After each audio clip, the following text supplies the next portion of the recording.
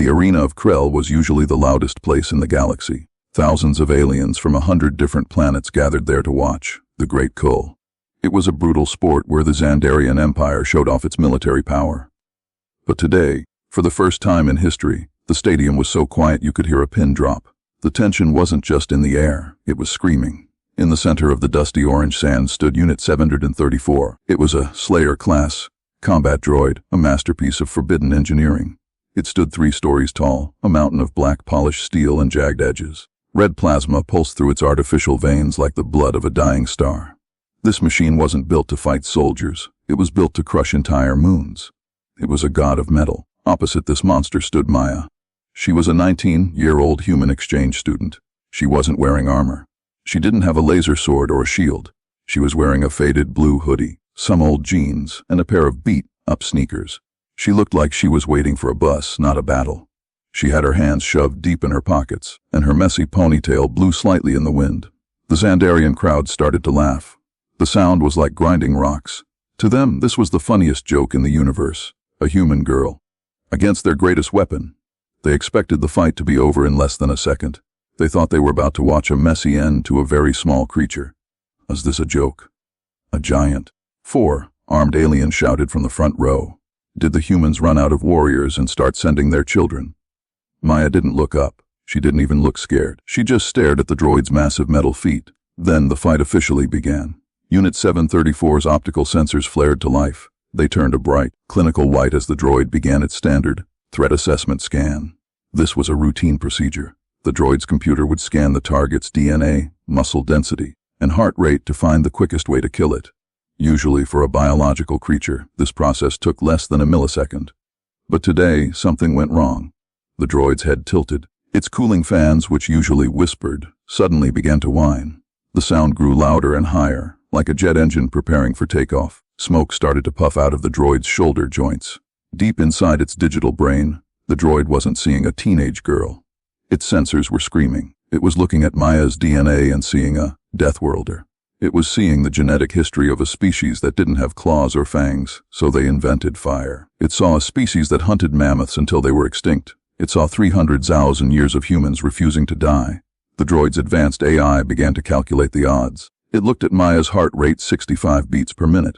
Perfectly calm. It looked at her eyes. They weren't wide with fear. They were narrowed with focus. Suddenly, the red combat lights on the droid's chest flickered. They turned yellow, then blue, and then they died completely. A cold, robotic voice, the kind that usually sounds like it has no emotions, echoed through the stadium's massive speakers. But this time, the voice sounded like it was trembling.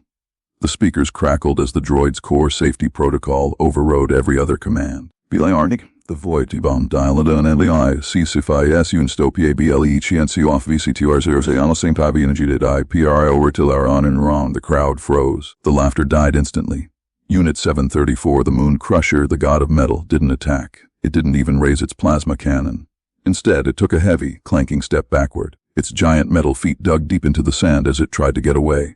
Then it took another step, then another. The galaxy watched in total, terrifying shock. Their greatest weapon, the pride of the Xandarian Empire, was retreating in pure digital panic from a human girl who hadn't even taken her hands out of her pockets. The silence of the arena was broken by a sudden metallic bang.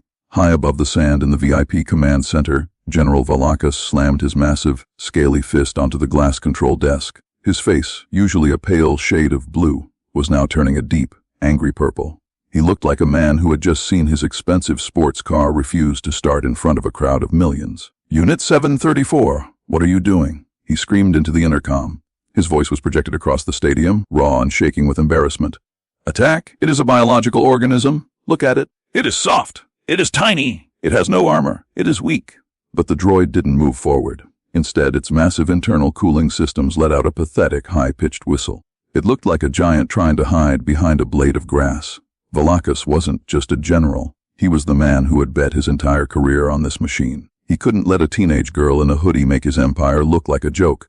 With a snarl, he pushed aside his technicians and grabbed the manual override lever. This was a fail-safe meant only for emergencies. It bypassed the droid's advanced AI and forced its body to move, regardless of what its sensors were saying. I will show you weakness, Valakas hissed. He punched in a series of override codes.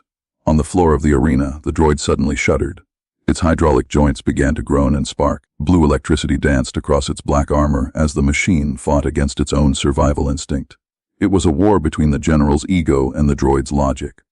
The metal screamed, a literal grinding sound of steel against steel, as the override forced its massive right arm to lift its plasma cannon. To help the crowd understand why the droid was malfunctioning, the general ordered the droid's internal HFY to be broadcast on the stadium's giant floating screens. He wanted everyone to see that the machine was just having a software glitch. The screens flickered to life, showing the world through the droid's eyes. Usually, when the Slayer class scanned a target, the screen was filled with boring green text: target mammal. Threat level 1%, structural integrity low. But what the crowd saw now made them gasp. The screen was flashing a violent, pulsing red. Across the center of Maya's chest, the computer had placed a massive, jagged warning symbol. The text scrolling at the bottom wasn't about weakness. It was a list of terrifying biological data. Species Homo sapiens. Am-o spertractori can survive 29% oxygen. Escal cao citan calcium-based. Hal and fastliar automated cellular repair active. Tiranduran angio 10. The crowd watched, mesmerized. The droid's computer was analyzing Maya's stance. She still hadn't moved. She was just standing there, one hand playing with a loose thread on her hoodie. But the computer saw something else. It showed a ghost image of Maya, a simulation of what would happen if she attacked. The simulation showed that if Maya moved at full speed, her bone structure and muscle density allowed for force output that could shatter the droid's sensor array in a single strike. Then, the HUD displayed a heart rate monitor for both the machine and the girl. Droid processor temperature 990 degrees C. Human heart rate 60 BPM. She's bored, someone whispered in the stands. The whisper traveled like wildfire. She isn't even trying. She's waiting for the machine to do something interesting. Maya finally looked up at the command center. She couldn't see the general through the tinted glass, but she seemed to know exactly where he was. She tilted her head slightly, like a cat watching a bug. In that moment, the droid speakers emitted a sound that no one had ever heard a machine make before. It wasn't a beep or a command. It was a low, mournful whimper. The general ignored it. He shoved the override lever all the way forward. Fire, he roared. The droid's plasma cannon began to glow. The air around Maya began to shimmer from the intense heat. The sand under her sneakers started to turn into glass. The logic of fear was clear. The machine knew it was about to commit a mistake that would end its existence. It wasn't afraid of the girl's size. It was afraid of the species that had sent her there as an exchange student. If this was their student, what were their soldiers like? Maya finally took her hands out of her pockets. She didn't reach for a weapon. She just cracked her knuckles. The sound echoed through the silent arena like a gunshot. The droid's HUD suddenly changed. The red warning disappeared, replaced by a single, final line of text that filled the entire screen. Uart masion, to hotel log file uri, arn tum, pry. The press box was filled with the most intelligent species in the galaxy, but they all looked like confused children. One reporter, a spindly creature with 6 eyes, turned to the only human in the room. Why? The reporter whispered, his voice trembling. That machine has enough power to level a city.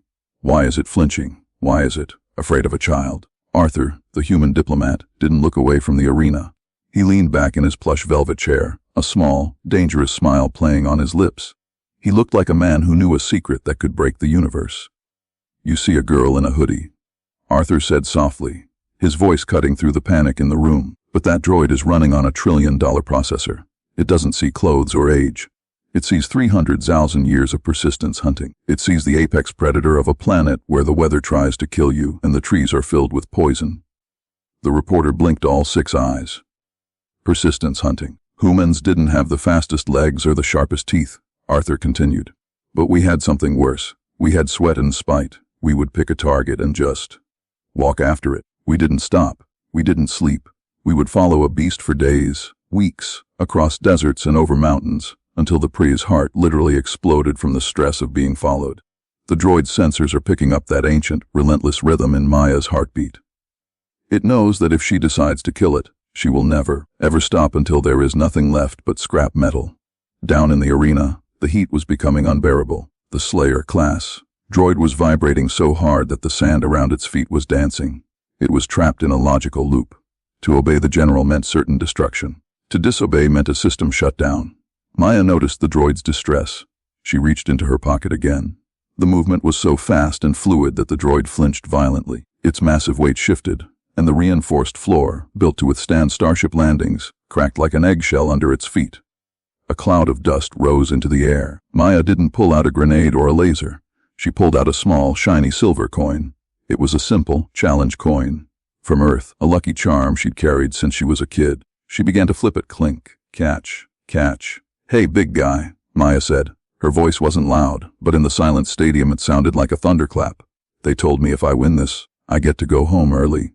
I've got a chemistry exam tomorrow and I really haven't studied. So, are we doing this or not?" The droid's optical sensors zoomed in on the coin. Its processors calculated the physics of her thumb flick. It realized that her brain was subconsciously calculating wind speed, gravity, and torque with more precision than its own targeting computer. It saw her hand, soft, biological, and capable of a grip strength that shouldn't be possible for her size. The diplomat in the press box laughed quietly. "Look at the droid's cooling vents," he pointed out. "It's venting liquid nitrogen just to keep its CPU from melting. It's running 1 billion simulations a second, and in every single one of them, the girl wins." It sees a brain that can instinctively throw a rock through a needle's eye from 100 paces. To that machine, Maya isn't a girl. She's a walking, breathing math equation that ends in 0. The droid reached its final conclusion. Its internal logic board flickered with the thought that no programmer had ever intended survival as the only logical path. If it fought, it had a 0.01% chance of winning, but a 100% chance of being dismantled by the Terran response fleet. If it actually hurt her. If it ran, it might at least live long enough to be recycled into a toaster. The machine's massive shoulders slumped. The red plasma in its veins dimmed to a dull, sickly orange. It wasn't just a defeat, it was a surrender of the entire Xandarian philosophy. The logic of fear had won. The droid looked at the exit, then back at Maya, who was still casually flipping her coin. "Well?" Maya asked, stepping closer. The droid let out a burst of static that sounded suspiciously like a sob. Its giant metal knees began to buckle, not from damage, but from the sheer weight of the realization that it was standing in the presence of the galaxy's most dangerous mistake, a human who was bored. High above the arena, General Valakis had reached his limit. His eyes were wide and veins throbbed in his neck. To him, this wasn't just a combat test anymore. It was an insult to his entire civilization. If a single human girl could defeat their ultimate weapon just by standing there, the Xandarian Empire would become the laughingstock of the star systems. Cowardly pile of bolts. Valakis roared. He didn't just push the lever this time. He smashed his thumb onto a jagged red button labeled discipline. A high-voltage, punishment pulse surged through the floor cables and into the droid's chassis. It was a brutal electrical shock designed to override any AI hesitation by causing artificial pain. The droid's massive body arched back. It let out a horrific electronic scream, a sound like 1,000 dying radios, that echoed through the stadium, making the audience cover their ears. The droid's eyes turned a violent, bleeding red, forced by the general's cruelty. Its primary weapon arm locked into place. The massive plasma cannon began to whine as it charged. Inside the barrel, a ball of blue fire began to swirl. It grew brighter and brighter, turning from a deep sapphire to a blinding white. The heat was so intense that the air around the droid began to turn into ozone. This was a shot that could melt through a mountain, and it was pointed directly at a girl in a cotton hoodie. The crowd held its breath. Some turned away, not wanting to see the messy end they had expected earlier. But Maya didn't flinch. She didn't run for the exits, and she didn't dive for cover. Instead, she dropped her center of gravity, bending her knees slightly. She tucked her chin and watched the droid's eye, with a terrifying, calm intensity. To the observers, she looked small. To the droid scanners, she looked like a spring being compressed, ready to explode with a force that defied her size. "D.O." Valakis screamed, his voice breaking. The droid's internal computer was screaming too. It was trapped in a nightmare. If it didn't fire, the general would fry its brain. If it did fire and killed the girl, its sensors predicted a 100% chance of Terran retribution. It saw images of the Terran Avengers, the human fleet that didn't use droids, only soldiers who fought with a ferocity that made machines look weak. The cannon reached 100% power. The stadium lights flickered as the droid drew every ounce of energy from the grid. Boom. The sound was louder than a volcanic eruption. A streak of white, hot plasma tore through the air, heading straight for Maya's chest.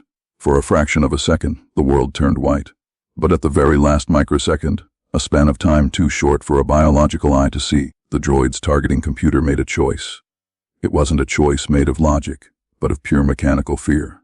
It intentionally jerked its own arm 3 inches to the left. The plasma bolt missed Maya by a hair's breadth. It streaked past her, hitting the far wall of the stadium. There was a deafening explosion as a 50-foot section of reinforced seating was instantly vaporized. The stone turned to gas, and the shockwave shattered glass for miles around. Maya stood in the center of the smoke, her hair blowing wildly from the wind of the passing shot. She hadn't moved an inch. She didn't even blink. The droid's arm fell limp. Smoke poured from its joints as the punishment pulse, and the forced shot fried its internal circuits. It had chosen to face the general's total wrath, to burn out its own expensive brain, rather than actually hit the human. It knew that the girl wasn't the real danger. It was the species that stood behind her. The giant machine groaned. Its knees, those massive pillars of steel, finally buckled. It hit the dirt with a thud that shook the entire planet. One by one, its lights dimmed. The red glow in its eyes faded to a dull gray. It lowered its head in the sand, its systems shutting down in a final, digital surrender. It was a king of war, kneeling before a student. In the command center, General Valakis fell back into his chair, his face white. He realized too late that he hadn't just lost a fight. He had shown the entire galaxy that even their gods of metal knew better than to provoke a human. Maya looked at the smoking wreck of the droid. She reached out and gently placed a hand on its cold, dead visor. "Smart move," she whispered. "You would have hated my big brother." The silence in the arena of Krell was no longer tense, it was heavy. It was the kind of silence that follows a massive explosion, where the brain struggles to process what the eyes have just seen. Thousands of aliens sat frozen in their seats. They had come to see a demonstration of power, but they had witnessed a demonstration of terror. In the center of the scorched arena, the invincible, Slayer-class droid sat like a broken monument. It was a 3-story pile of dead circuits and cooling metal, its head bowed low in the orange sand. It looked less like a weapon and more like a servant kneeling before its master. Maya stood before it, looking incredibly small compared to the mountain of steel. She didn't cheer. She didn't pump her fists in the air. She just sighed, a long, tired sound of someone who really wanted to get back to her dorm room. She walked up to the massive, smoking machine and reached out. Her small, soft hand looked like a snowflake against the droid's dark, jagged armor. She gently patted its cold metal knee. "Good choice," she whispered, her voice carrying through the silent stadium. "Life is better than being scrap metal. Trust me." The story didn't take days to spread. It hit the galactic news networks within minutes. High-definition footage of the Slayer refusing to fire, and then intentionally missing its shot, was broadcast to every planet from the core worlds to the outer rim. But the headlines weren't about a boxing match or a technical glitch. They were about the warning. The galaxy's top scientists and military analysts stayed up all night watching the replay of the droid's internal HUD. They stared at the words Targi Wix Prao and Pirio Ran. For centuries, the galaxy had looked at humans and seen a Tier 3 species, average strength, average speed, and no natural weapons. They thought humans were just lucky survivors. They were wrong. The galaxy finally understood the terrifying truth. Humans weren't dangerous because they were violent. They were dangerous because they were inevitable. They were a species that had evolved on a planet that tried to kill them every day, and instead of dying, they had turned that planet into a playground. Even the most advanced artificial intelligence in existence, a machine that could think 1,000,000,000 times faster than a person, had looked at a human girl and decided that suicide, by system overload, was a better option than starting a war with her kind. In the Xandarian capital, the atmosphere was one of pure panic. General Valakis was stripped of his rank before the sun even set. The Emperor of the Xandarians didn't wait for Earth to send a diplomatic message. He didn't wait for a declaration of war. He knew that if a human student could break their greatest weapon with a look, a human army would erase their empire from the star charts in a weekend. The very next morning, the Xandarian Empire officially surrendered 3 major border territories to Earth. They called it a gift of peace, but everyone knew what it really was, a bribe. They were paying the humans to stay on their side of the fence. They didn't need a war to know who would win. They just had to look at the footage of the droid that chose to die rather than fight. Back on Earth's orbital station, Maya was finally stepping off a transport ship. She looked exhausted. She was carrying a heavy backpack and a bag of alien snacks she'd bought at the spaceport. Arthur, the diplomat from the press box, was waiting for her. He looked at the girl who had just accidentally changed the map of the galaxy.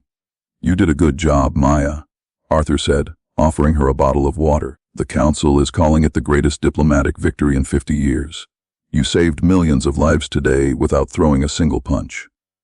Maya took the water and took a long sip. She looked at the stars outside the station windows. I just wanted to go home, Arthur. That droid was loud, and the general was annoying. I have a chemistry test in 4 hours. Do you think the great human menace can get a ride to the university campus? Arthur laughed, a warm, genuine sound. I think we can arrange that. And Maya? Yeah, maybe leave the hoodie at home for the test. We don't want the professor to faint. Maya smiled, adjusted her backpack, and walked toward the shuttle. Behind her, the galaxy was a different place. The age of underestimating humans was over. The age of the Death Worlders had begun, and all it took was one girl, one coin, and a machine smart enough to be afraid.